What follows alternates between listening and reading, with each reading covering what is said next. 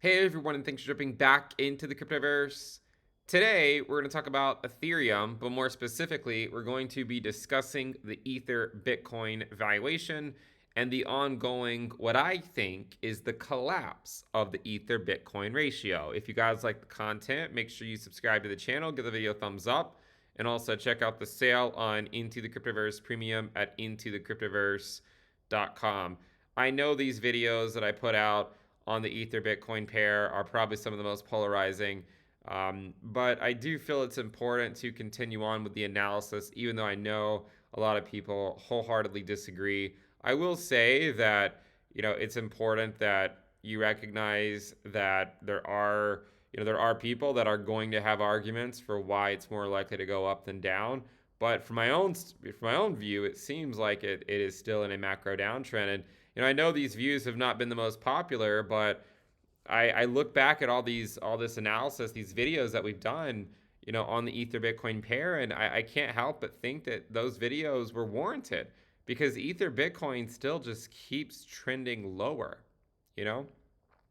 So we're going to talk about the Ether Bitcoin pair. We're going to talk about Ethereum dominance as well and how it relates to Bitcoin dominance and so on and so forth. So please understand that I am trying to stay objective. I know some people just say I'm a Bitcoin maxi because that is what they think, because they just hear me constantly talk about the devaluation of altcoins on their Bitcoin pairs. I talk about why dominance of Bitcoin is likely going higher, and I talk about why the Ether Bitcoin pair is likely going lower. But what we've seen is we've seen the dominance of Bitcoin go higher all year. We've seen Ether Bitcoin drop all year, and I don't think these views have been out of line.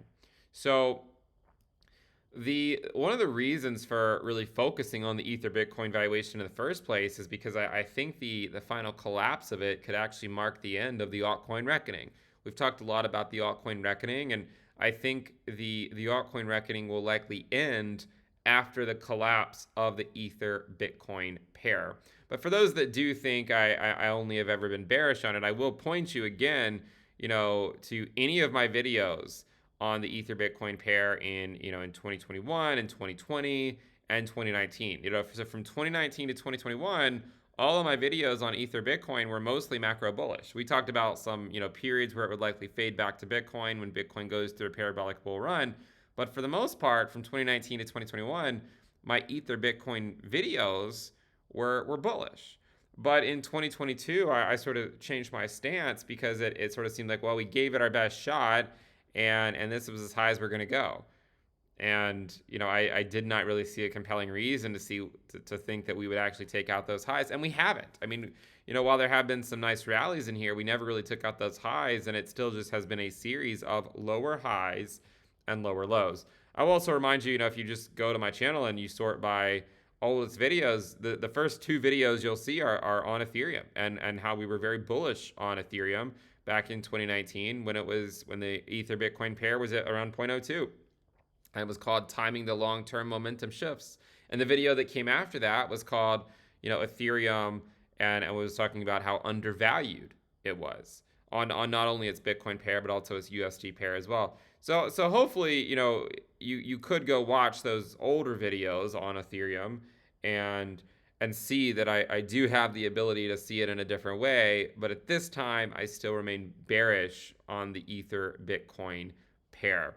Now, when you look at the chart, what you'll notice is that, this has just been a series of lower highs and lower lows, right? And again, the most common responses to these videos, and I'll go ahead and address them right now because I guarantee they'll show up, right? But the most common responses are, you're not accounting for the merge, right? You're not accounting for the deflationary aspect of it. And people would say, well, this will eventually break out to the upside. But the problem with the first one is to say that the merge changed everything would sort of imply that the Ether Bitcoin trend was bullish ever since then. But if the Ether Bitcoin trend has not been bullish since the merge, then how can we argue the merge changed anything? How can we? Now, it is true to say that, by this point in the prior cycle, the Ethereum Bitcoin valuation was much lower. It's also true to say that in the prior cycle, the Ether Bitcoin valuation went a lot higher as well. So perhaps one way to think about this is if you get these major blow off tops, it can be easier to sort of go back down just because there weren't, you know, think about it like this. When you only spend a couple of days at these levels, there's not necessarily as many people that need to get washed out of the market before it's fully reset. When you spend like years up here, I think there's just a lot more of excess liquidity that has to get washed out, and it just takes longer. But this simply is a series of lower highs and lower lows ever since the merge. So, sort of my retort to the sort of the deflationary argument of, well, it's deflationary now, therefore it's a bullish thing. And I say this every single video that I do on this, but it's like, well, if that was such a major thing, why does it keep going down? And the reason is because you cannot just use supply-based models to tell you the direction that these assets are going to go. If the supply is deflationary or whatever the tokenomics are, it doesn't necessarily tell you anything about how many people are going to come out and buy it. So you have to remember that supply-based models are only one part of the equation. If you only could depend on supply-based models, then if supply-based models were the only thing that mattered, then yes, I could sort of see that argument. But there's also this demand side of the equation. So the supply-based models only really go so far to really tell you what likely outcomes are. So ever since the merge, right, that we had last year, we have seen a series of lower highs and lower lows, right?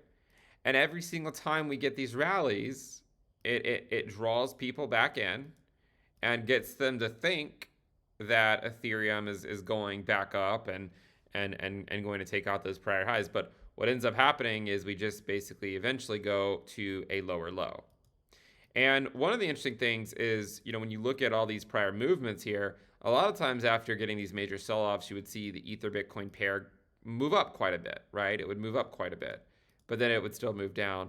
But then as you got further on, the moves up kind of got less and less impressive to some degree. And then now we're not really getting a move up hardly at all. I mean, after this major drop, what would normally come after a major drop like that would be some sort of move up. But instead, it's sort of just has gone sideways. To me, this suggests a lot of weakness.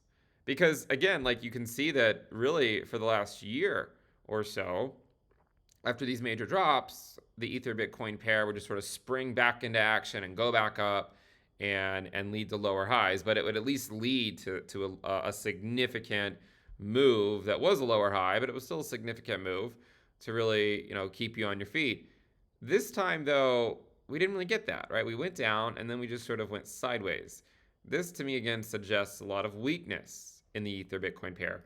That's not to say that we can't get rallies back up. A lot of times we'll make these videos, and at some point in the next few weeks, you can, you might see it move up. Even if it goes down first, it can always move back up. But the macro trend has been pretty clear for anyone who cares to look for it.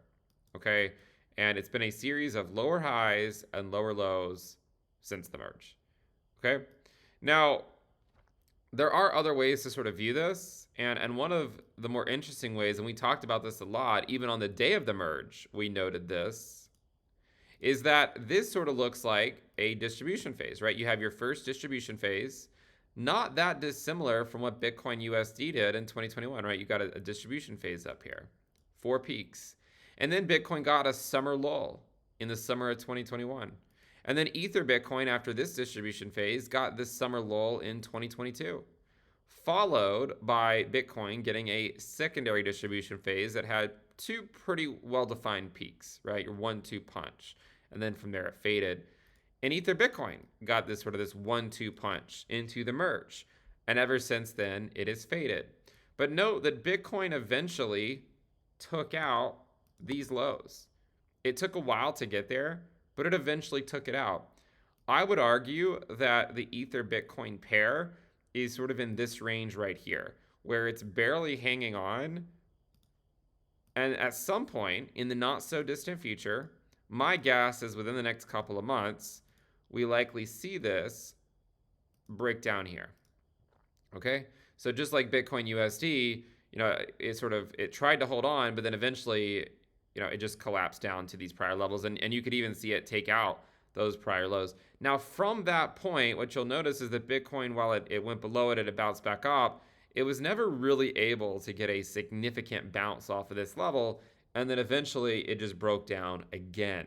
So I suspect that the collapse of the Ether Bitcoin pair will mark the end of the altcoin reckoning.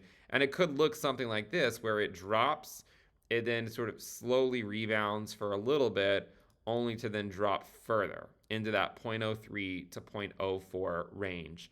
That is my best guess as to what is likely going to happen as the year continues on. Another way to look at this too, rather than just say comparing it to Bitcoin, because they are different assets, but is to look at this on, say, like a longer time frame. Let's look at this on a monthly time frame. Okay, we're going to look at it in several different ways, but on the monthly time frame. The first thing is to look at Heikin-Ashi candles on the monthly time frame, and you can see a fairly well-defined double distribution phase last cycle. You have your sort of your initial move, and then a sort of a double peak distribution phase. Same thing this past cycle, right? Your initial move, and then a double peak distribution phase, where eventually it likely fades back down into some of these lower levels. Now, I'm not saying that it has to go all the way back down to 0.016 or anything like that, but I do think it will likely fade back down to the 0.03 to 0.04 range at the very least. That is my general expectation. For people that have been bullish on the Ether Bitcoin pair all year, and there are quite a few people that have been very bullish on it. They talk about how it has been bullish all year, and go take a look at the monthly Heikin-Ashi candles for Ether Bitcoin. They've been red since January of 2023. So there's nothing about this chart on the monthly Heikin-Ashi candles that has been bullish. In fact, every single candle this year, Heikin-Ashi candles for Ether Bitcoin, has in fact been red, showing that the general trend has been down. Now, you can also look at the 20-month moving average. This is a moving average. We don't really talk about that frequently, but it is something we talked about a little bit at the beginning of the bull market for the Ether Bitcoin pair, and so it is worthwhile to talk about it. We spoke about the Ether Bitcoin valuation at the 20-month SMA right here, and we noted that this was likely, once we broke through the 20-month SMA, it would likely lead into our macro bull market of the Ether Bitcoin pair. So we were watching this every single month back in 2020. You could probably go back and find those videos, but we noted that Ether Bitcoin was trying to break through that 20-month SMA, and once it broke through it, it would likely lead to a bull market. You can see here we broke out, and then we back tested that 20-month SMA. Here, we got sort of a fake out below it. But what's interesting is now we're sort of seeing the reverse, right? We came below it, and then we went back up to it only to get rejected. And you'll see if you go back and watch some of the prior Ether Bitcoin valuation videos that we've done this year, we even talked about it when it was up here at the 20-month moving average at around 0.07, saying that it was likely going to get rejected. And again, this was not a popular view, at 0.07. And back when the Bitcoin dominance was back at 40%, most people were calling for it to break down to 30%. Saying dominance is going to go higher for Bitcoin was not a popular view because of the implication of the altcoin market, what that meant for the altcoin market. So yes, I know a lot of people are saying again that Bitcoin dominance is not looking great, but I would still beg to differ and say that it looks as good as it has been for a long time, and it's still likely going to continue trending higher, especially with what I think is going to be this collapse of the Ether Bitcoin valuation. I think it's going to be a very large tailwind for Bitcoin dominance to go higher, and that would go whether the altcoin market drops or not. And I think the altcoin market would drop with Ethereum, with the Ether Bitcoin pair dropping, but it wouldn't need to for the dominance to go higher. So you can see that, even on the 20-month moving average, you can see it topped out over here, and there's here for these macro trends, and it looks like it's topping out here, or it looks like it already topped out, and it's really starting to trend down. So my guess is that you see the Ether Bitcoin valuation come down here, it pop back up for a little bit, and then fade. Is my best guess as to what it's going to do in the coming months. Another way to sort of look at the Ether Bitcoin pair is to, I mean, you can also just simply look at weekly candles and take a look at its bull market support band. So we talk about the bull market support band for Bitcoin USD, but look at the bull market support band for Ether Bitcoin. Previously, earlier in this year, we were above it, and then we kept back testing it, right? And every single time it drew more people in, it drew them off sides. It led to people sort of dunking on the bearish Ether Bitcoin views, but they were all fake outs, right? They did not lead to new highs. They were just lower highs. And this time, we haven't even shown any ability to get back above it, right? We talked about earlier in the video how all these other moves, we saw pretty significant rallies back up after Ether Bitcoin saw a big drop, right? Like over here, it bounced off the 20-week SMA, right? It was bouncing off of it. Then it was rallying back up to it. Now, it can't even be bothered to see a significant rally into it. So I still think it's looking it's not really looking that great in the sense of it seems like it's starting to slowly break down. Now, remember, these Bitcoin rallies that we get, they break Ether Bitcoin off of its support level. So if you were to overlay Bitcoin USD onto this chart, what you'll notice is that, when Ether Bitcoin falls, it usually happens on a Bitcoin rally, right? When it sort of breaks these support levels. And you can see again here that it's starting to break this support level on at least a very minimal Bitcoin USD rally. And you can see that after Bitcoin gets that rally, even though Bitcoin USD might go back down and sometimes the Ethereum Bitcoin valuation goes back up a little bit, it never gets, in each of these cases, you don't really see it getting back above that prior support line, right? It sort of stays below it and then goes down again. Stays above that one for a while, holds support, and then goes down again. And it just keeps on going on and on and on. It's sort of like you're living out this tightening cycle by the Fed, and you can see it in the crypto charts. One of the great things about crypto is that it's more so dependent on excess liquidity than anything else. So oftentimes it actually makes more sense than the stock market can, because the stock market is dependent on a lot of other things besides just liquidity. But with crypto, it's mostly just dependent on excess liquidity, and you can kind of see how liquidity is slowly leaving the cryptoverse, and you can kind of see it just being slowly removed as Ether Bitcoin just goes lower and lower and lower, and it's a painful and slow bleed, right? It's a very painful and slow bleed, and because it's so slow, I think it leads to a lot of people continuing to put a lot of money into Ether, assuming it's going to outperform Bitcoin, and it just keeps going lower and lower and lower, and I'm guessing that we're going to see it break below 0.06 relatively soon, and that might start to catch people's attention once it starts with a 0.05 as opposed to a 0.06, and that might draw the attention of some of these people that are just sort of ignoring this drop, and then it could lead sort of it accelerating down to these levels, which was below 0.05, right? I mean, this was all the way down at around 0.04, 0.049 or so. So that's really what I'm still looking at for the Ether Bitcoin pair. Now, one of the things that we talk about a lot is on the channel is, of course, Bitcoin dominance.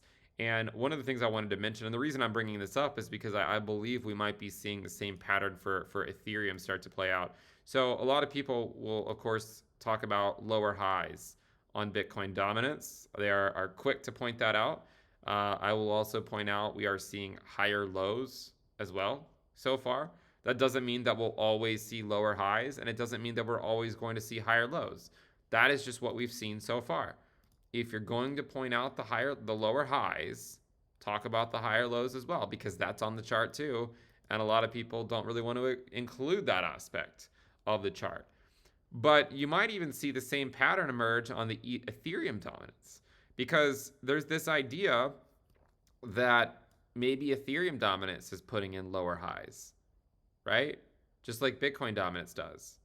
Lower highs, but also higher lows. So what if the Ethereum dominance chart is also putting in, lower highs, but also potentially higher lows? So maybe what that means is that, it could eventually drop, but maybe find support, at 10% or so. Rather than going back down to, say, 7%, perhaps it would find support at like 10 to 12% or something. It depends on when it happens, right? I mean, if it happens soon, then it could be at around 9 to 10%. If it happens much later on, then it, of course it could go further up.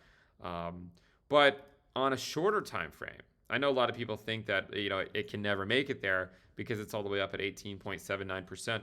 But an interesting trend that you might not be aware of if you haven't really looked at the Ethereum dominance chart is that, sorry about that, is that look at this trend. Like, look what's going on right now with Ether dominance, right? Just take a look at it. This is what, like, I mean, we don't know yet if it's going to close this week, but let's just assume it closes red, even though it might not. This is 1, 2, 3, 4, 5, 6, 7, 8, 8 red candles in a row on Ether dominance. And you could go, 9, 10, 11, 12, 13, 14. You could look at the last 15 candles of Ether dominance and note that only 3 of them are green. Only 3 of the last 15 Ether dominance weekly candles are green. The other 12 are red. Now, we could see this one, this week flip back to green potentially, and therefore it would sort of change that statistic up a little bit. But what if this is sort of the beginning of the trend? That, this is the sort of the final lower high that we get for a while, and it's just slowly in route to go back down to much lower levels and find eventually a higher low. Remember, once it moves, it can move really quickly. Okay? For instance, over here, we were legitimately at this same Ether dominance in late May, the week of May 23rd. And we were at 13%, 13 to 14% a month later, right? So we dropped from 18%, almost 19%, about 18.8%, down to 13 to 14%, just below 4. Let's just say 13.8. So about a 5% move or so. Just looking from 18.8 to 13.8 or so. But 5% was taken off in about a month. So yes, it is moving slowly, but this was also moving slowly initially, right? Just a sort of a slow bleed, and then it started to accelerate. Sort of a slow bleed. But I think we could easily see this thing start to accelerate in the not so distant future. One thing to remember is monthly returns for the Ether Bitcoin pair starting from June to December on average tends to be red. Now that doesn't mean that every month is red. You can see that there's plenty of green months in some of these years that occur in June through December, but most of it is red, right? They're just looking just sort of like a more macro view of Ether Bitcoin from June to December. Most of those candles, most of these monthly candles are in fact red. Now, we pointed this out, earlier in the year, just sort of as a fair warning. We said, look, guys, June through December is probably going to mostly be red. There could be, 1 or 2 green months, but it's probably mostly going to be red. And we looked at 2019. And so, look at 2019. You had 5 of the last 7 months were red. And one of them, 2 were green, but one of the ones that was green was only like a 0.5% move. Now, what has happened so far? June was red, August was red, and September is currently red. July was green, but it was only about a 0.5% move. Or not even a 0.5%, 0.1%. Yeah. So I still look at this and think that the most likely direction is down for the Ether Bitcoin pair. I think that it's most likely going to continue to be down, and I don't know if it's just going to keep painfully bleeding as slow as it has been, or if it's going to pick up. But regardless, it seems like the most likely direction for the Ether Bitcoin pair remains down. Okay. Now, I also wanted to mention another thing before I forget, and that's yearly candles, because the yearly candles also tell you something really interesting. If you look at yearly candles for Ether Bitcoin, what you'll notice in 2018 is there was a pretty long wick here, right? But the 2019 candle closed well below that wick. Okay, so this wick from 2022 took us all the way down to 0.049. What I'm suggesting is that this candle, if it wants to follow this pattern, it's not really a pattern, right? Because it only happened once. So maybe pattern is a bit too much of a bit of a loose term there. But if it wants to follow what it did over here, it would mean this going all the way down below where this wick was. Now, if you look closely, if we just say take a move here from the bottom of this wick to as low as Ether Bitcoin went in the following year, it went about 35% lower. Just for the record, 35% below that wick would put you at around 0.03, 0.032, around 0.032. about 35% below that wick. So I think there's still reason to believe that something like that could happen, that the Ether Bitcoin pair could see a significant sell off into the end of the year where it completely takes out this wick. And a lot of people might think that that wick is going to be the low, and then we just end up going lower. And then that, I think, could actually mark the end of the altcoin reckoning. But for me, I don't really think the altcoin market is done bleeding back to Bitcoin as long as the Ether Bitcoin pair is well above, is still above these lows over here. I think we likely will go take out these lows. And once we take those lows out in a significant way, not just like a single wick, but once we take them out and go a bit lower, then we can start talking potentially about sort of the altcoin reckoning being over, where the altcoins are no longer bleeding back to Bitcoin, at least collectively. Some of them will always bleed back to Bitcoin, but the altcoin market as a whole will collectively bottom out against Bitcoin at some point, more than likely. And what I would be looking for is sort of the eventual collapse of the Ether Bitcoin pair. So, there's some fair criticism that it's taking longer than I thought it would, and that's true, right? But I mean, sort of my rationalization is like, it's not like the bullish view was right. I mean, this is still a downtrend. While it's not going down necessarily as quickly as I thought it might, it is still going down. And, the people that came into this year that were very bullish on this pair, what they're left with is they're left rationalizing why it keeps going lower. And the only response that I tend to get whenever I engage with these people on Twitter or wherever it is well, they'll just say, well, just you wait, eventually it'll go back up. But guys, I'm not arguing that it won't eventually go back up. Eventually, Ether Bitcoin probably will go back up, right? There's market cycles and there's sort of an ebb and flow to them. So yes, like I would agree that eventually that will go back up. The argument is that it will go down before it goes back up in any significant way, right? So like it'll more likely go down to these levels, and then from there we'll see what's what and who's who, and if it wants to go back up from there or not. The problem is that just kind of saying just you wait for a long time while it just slowly bleeds is also some form of rationalization, right? I mean, there's a lot of people that probably got pulled in to these pumps here only for it to ultimately fade and put in new lows. So I think it's important to remember that, yes, you can say just you wait, but it doesn't mean that it would actually, disagree with my view on the market, right? Because eventually I will flip bullish on the Ether Bitcoin pair. It's just that at this phase of the cycle, I think it's more likely to keep going down than to go up in the short term. That's my view, right? And again, I mean, for the record, I mean, if you're curious where the bull market support band is for it, just in case there are any last pumps in it before an eventual collapse, most likely scenario, but it's currently at around 0.064. I don't really think there's any reason to necessarily go back there. It could happen, like if Bitcoin had a big sell-off, then you could see Ether Bitcoin potentially initially spike up, only to then sort of slowly fade back down, kind of like it did over here, right, where it spiked up and then it faded. But the entire spike here was just faded. And any spikes back up, I still feel like would be faded in due time. And then eventually, if we keep knocking on the door here, someone's going to open the door. And it's likely going to drop down to these lower levels. Okay? So that's what I think we need to look at here for the Ether Bitcoin pair. And just remember that, when you look at this, when I look at this, it looks like the chart.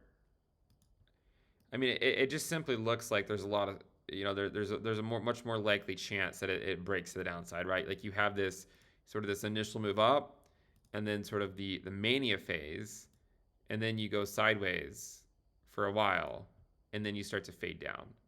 And then at some point in this fade, we likely get a more significant move to the downside to mark the end of the altcoin reckoning. That's what I'm looking for. Hopefully I've communicated my points in a way that doesn't offend a lot of people, but those are my views. I could be wrong. I've been wrong about plenty of things, but I will continue to say these views even though I know they're not popular, because I do think it has been playing out, even though it's not what people want to see. It has been playing out, and my guess is that it continues to play out in the months to come. If you guys like the content, make sure you subscribe to the channel, give the video a thumbs up, and again, check out the sale on Into the Cryptoverse Premium at intothecryptoverse.com. See you guys next time. Bye.